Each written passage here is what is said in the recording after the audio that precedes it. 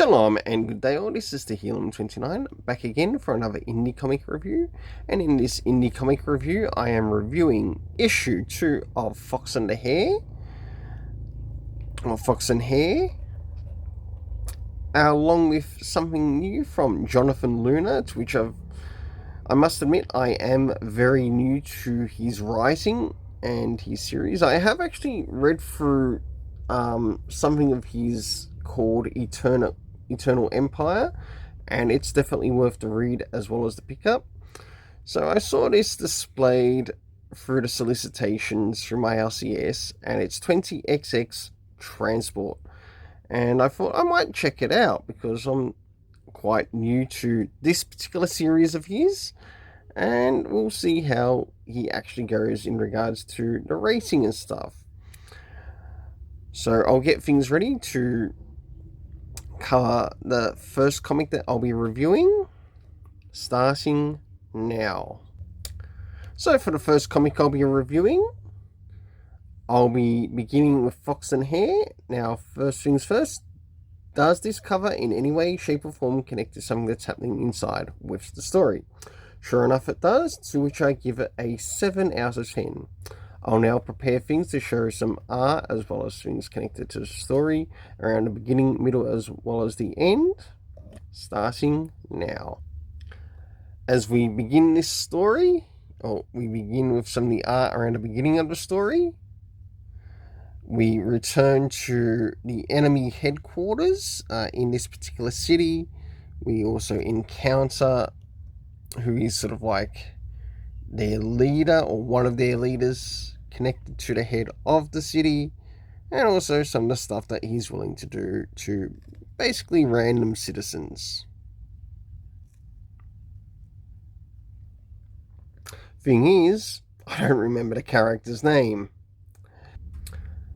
As we start to move towards the middle of the story, things are taking place somewhere else. As you can see here, there's a bit of a closed shrine of sorts, and we've got the characters that are connected to the heroes in this area, known as Fox and Hare. And of course, they go in and check out a spot, and so this is sort of like the behind the scenes work that they do when they're not wearing their masks. And last but not least, some of the art around the end, or towards the end of the book, to which we do see the characters connected to being the heroes known as Fox and Hare, about to be asked to do a job of sorts. Here they are in their gear. And of course, some things that take place behind the scenes. For this internal art, I gave it a 7 out of 10. Now it's time to move to the story racing. Now, first things first, did we get any indication of time? No, we didn't, and I'm going to say one thing, that paid a price on the story writing. The next thing is location. Did we get any indications of, or any direct indications to where things were taking place in locations? No, we didn't. It was sort of like also a lot of guesswork on the reader, which is very disappointing. We'll see how things go with the next issue. Moving into the next thing, the cast of characters. With the cast of characters, we had the Knights of Marzu. We had Mrs. King, I think it was, and we had San and Do, and of course last but not Sai and Al, and last but not least we had the characters of the Fox and Hare. For the overall story rating in this, it got a 6 out of 10, so it's a very big disappointment, as the first issue was probably one of the strongest issues in this, and this has really dropped the ball in regards to not keeping up the consistency of the first issue, which I really think would have helped this issue get a higher rating. Well, now it's time to move into 20XX Transport.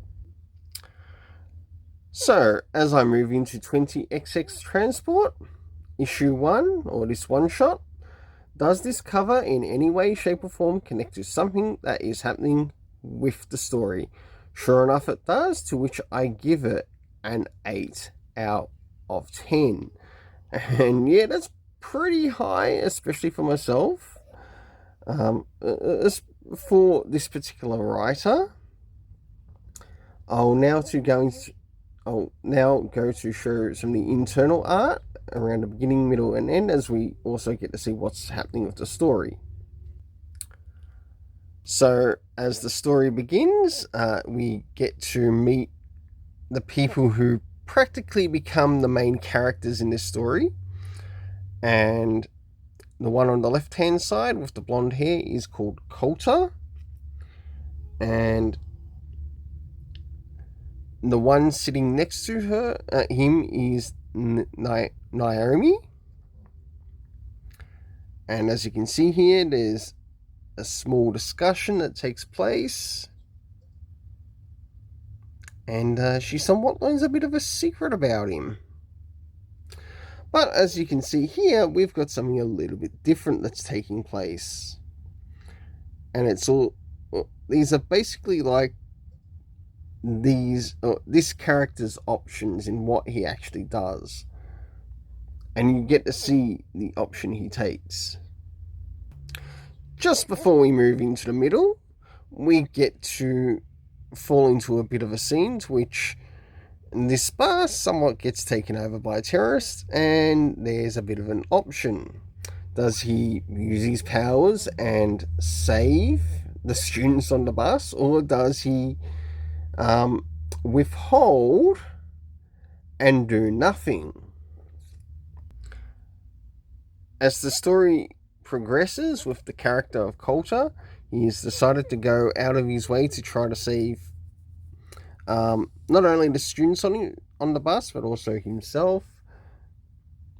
And we somewhat get a bit of a Matrix type moment with the character, but you actually learn that this is somewhat connected to his particular power that he has in this world.